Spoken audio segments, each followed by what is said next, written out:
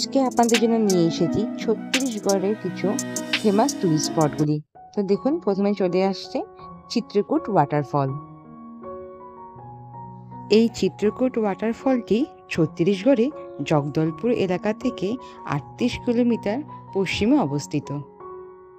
আর এই যে ঝর্ণার জলটি দেখতে পাচ্ছেন, এটি হচ্ছে ইরাবতী নদীর জল।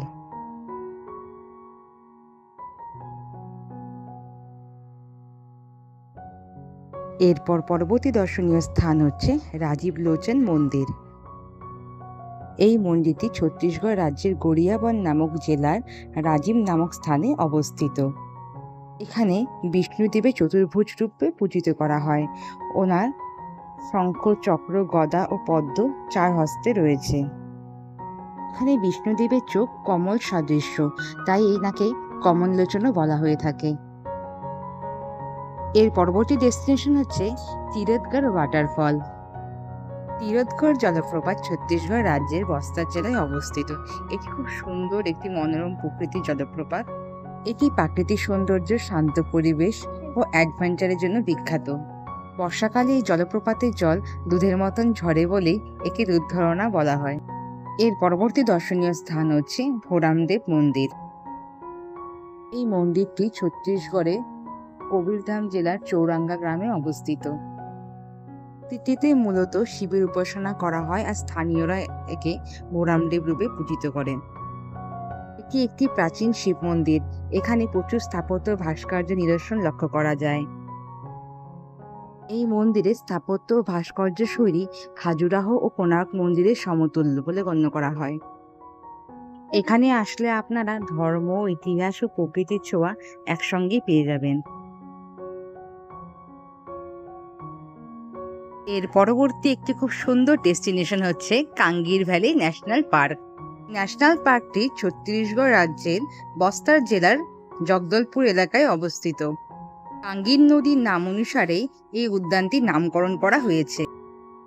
এই ন্যাশনাল পার্কটি হল ছত্তিশগড় রাজ্যের অন্যতম সুন্দর বনাঞ্চল এবং জীববৈচিত্র্যে ভরপুর এলাকা। এটি পূর্বঘাট পর্বতমালার অংশ এবং মূলত গহন অরণ্য, নদী, গুহা এবং ঝর্ণায় পরিপূর্ণ। এখানে লাল মাটির পাহাড়, চুনাপাথরের গুহা ও বিশাল শাল গাছের বনভূমিও দেখা যায়।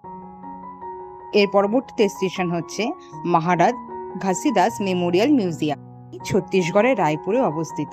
এই মিউজিয়ামে রয়েছে 5টি গ্যালারি, যেমন প্রাচীন বিজ্ঞান রয়েছে, মূর্তিকলা, প্রাকৃতিক ইতিহাস, নৃবিজ্ঞান ও আদিবাসী শিল্প, আর রয়েছে শাস্ত্র ও অস্ত্রাগার। শুক্রবার ও শনিবার করে গ্যালারিগুলোতে আদিবাসী ও লোকশিল্পীদের বিভিন্ন রকম কর্মদর্শন দেখানো হয়। তার প্রবেশ মূল্য মাত্র 5 টাকা। সোমবার ও সরকারি ছুটির দিন এখানে বন্ধ থাকে। পরবর্তী ডেস্টিনেশন হচ্ছে কৈলাস ও কুতুমসার কেভ।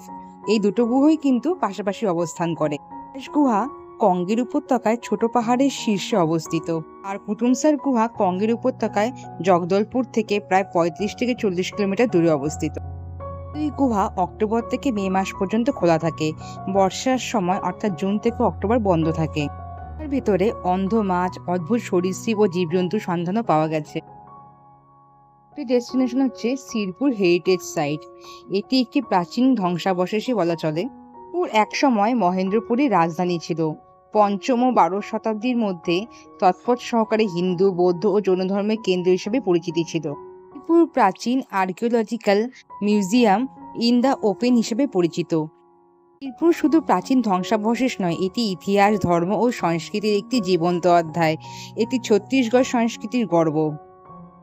আরেকটি সুন্দর জায়গা হচ্ছে ছাড়েমারে ওয়াটারফল। ওয়াটারফলটি 16 মিটার উচ্চতা থেকে সরু প্রবাহে পড়ে সাদা রঙের ঝাঁপিয়ে নেমে আসার দৃশ্য একদম জলের রঙে দুধের ছটার মতন। একটি ছোট পুকুরও তৈরি হয়, যেখানে ঠান্ডা জলে পা জমানো যায়। পরবর্তী জায়গা হচ্ছে ইন্দ্রাবতী ন্যাশনাল পার্ক। এটি ছত্তিশগড়ের বিজাপুর জেলায় অবস্থিত। এসেছে পার্শ্ববর্তী ইন্দ্রাবতী নদীর থেকে। প্রচুর বড় বড় স্তন্যপায়ী প্রাণী, জলপ্রাণী, পাখি ও রেপটাইলও রয়েছে। নদী আস্তানার কারণে গাইড ছাড়া প্রবেশ নিষিদ্ধ। এখানে গাইড বাধ্যতামূলক। পরবর্তী ডেস্টিনেশন হচ্ছে মাতকুটি, যা ছত্তিশগড়ের শিবনাথ নদীর বুকে অবস্থিত বিলাসপুর ও রায়পুরের মধ্যে মুঙ্গেরি জেলায়। বলা হয় স্বামী মান্ডুক্য ঋষি এখানে মান্ডুক উপনিষদ রচনা করেছিলেন, তাই এই দ্বীপের নাম মান্ডুকমা মাগধু হয়েছে। ছোট ছোট 19টি শিব মন্দিরও রয়েছে। উদ্ধারকৃত প্রায় 19টি শিব মন্দির ও পুনর্নির্মাণ করা হয়েছে, যাদের মধ্যে 18টি পূর্বমুখী ও 1টি পশ্চিমমুখী। একটি নদী বেষ্টিত স্বচ্ছ জল ও সবুজ বনভূমিতে পরিপূর্ণ। পরবর্তী ডেস্টিনেশন হচ্ছে দান্তেশ্বরী মন্দির। মন্দিরের নাম এসেছে দেবী দান্তেশ্বরী থেকে। বলা হয় এখানে সতীর দাঁত পড়ে যাওয়ার ফলে এটি 51টি সতীপীঠের মধ্যে অন্যতম একটি। এই মূর্তিটি নকশীকৃত কালো পাথরের তৈরি। তার একটি গরুর স্তম্ভ রয়েছে, যা অনেক ভক্তদের কাছে বিশ্বাস ও চিহ্ন হিসেবে বিবেচিত। আমার এই ভিডিওটি আপনাদের কেমন লাগলো আমাকে অবশ্যই কমেন্ট করে জানাবেন। আজকের মতন এখানেই বিদায়, ভালো থাকবেন, টাটা।